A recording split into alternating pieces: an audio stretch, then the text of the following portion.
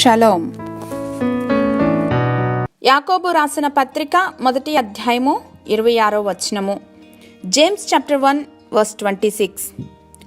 ఎవడైనను నోటికి కళ్ళెము పెట్టుకొనక తన హృదయమును మోసపరుచుకొనుచు భక్తి గలవాడనని అనుకొని నేడల వాని భక్తి వ్యర్థమే.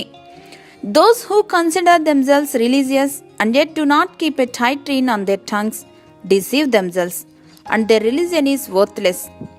ఒక మనిషి తన నాలుకను స్వాధీనంలో ఉంచుకుంటే ప్రపంచంలోని అనేక సమస్యలకు రాత్రికి రాత్రి పరిష్కారం దొరుకుతుంది.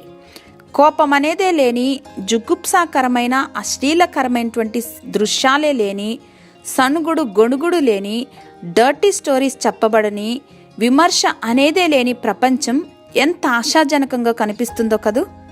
బైబిల్ చెప్తుంది, ఏ మనిషి అయితే తన నాలుకను స్వాధీనం చేసుకుంటాడో అతడే తన వ్యక్తిత్వాన్ని కూడా కంట్రోల్ చేసుకోగలడు అని.